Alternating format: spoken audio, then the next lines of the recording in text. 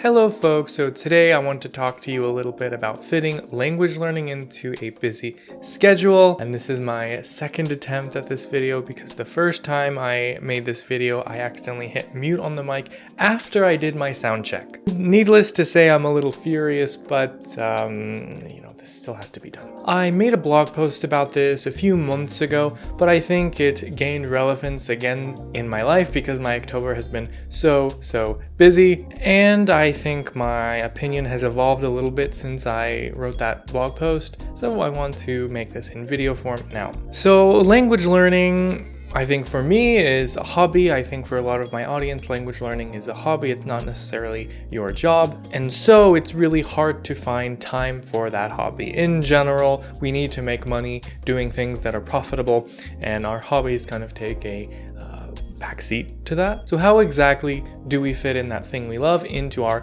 busy schedule? Well, language learning is kind of lucky because it's much more flexible than other hobbies like sports or, horseback riding or something like that. Something I like to consider is that we have 5 senses to learn a language, and we should be using all of them. We use our eyes to read, we use our mouth to speak, we also kind of taste and smell the foods of the culture, which are a very important component to language learning. But you cannot forget that you have ears. If you are doing something that needs your eyes, well, maybe your ears can take in some language.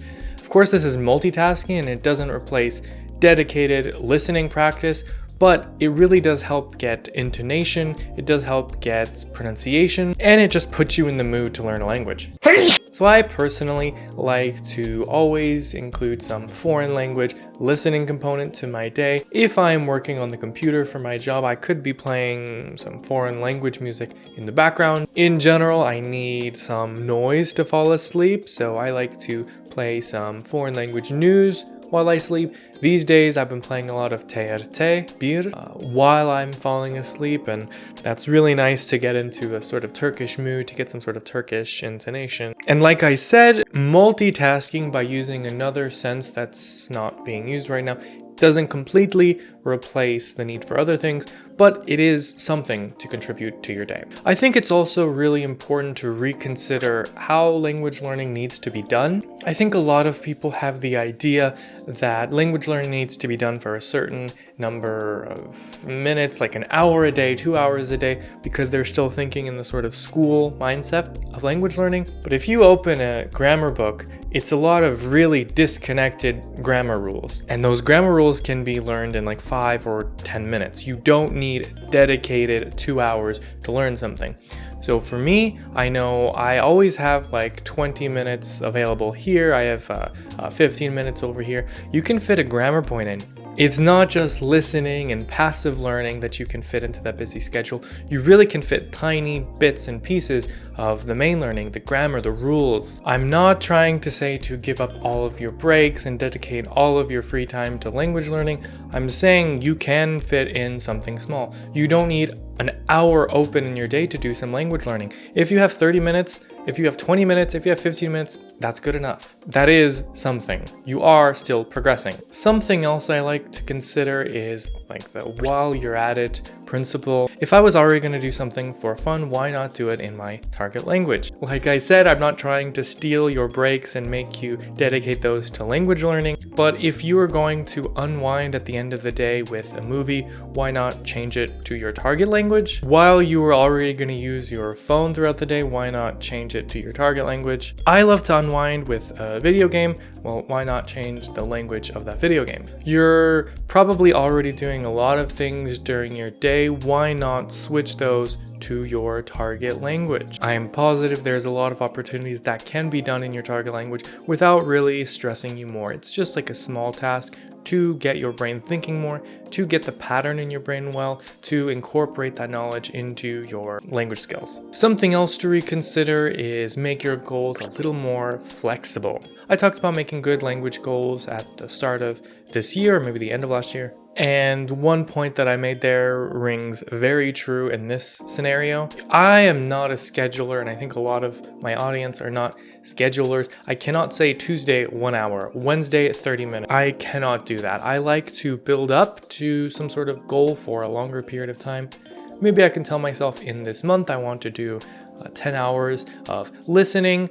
And so every day that I add up to that goal, my goal is accumulating, I feel good. I don't beat myself up for not having the 30 minutes. Oh, I was so busy today, so I had to cut this out of my language learning routine. If you change your thinking to something more flexible, I think any busy schedule can find that. Maybe you can't find 1 hour on Tuesday, but maybe you can find 2 or 3 hours throughout the week in very small periods. Your goals really ought to consider that you are busy and these schedules don't work very well. Setting your goals, you need to remember, oh, when you are so busy all day, oh, I didn't schedule time to eat. Therefore, something has to go, and probably language learning is one of the first on the chopping block. Something else really important about mindset is something I've mentioned many times before, and that's to not compare yourself to other learners. You don't know what's going on in their life, so you cannot possibly try to expect that you're going to reach their level. If you are a busy person that's working 40, 50, 60 hours a week, how can you possibly compare yourself to that linguistics student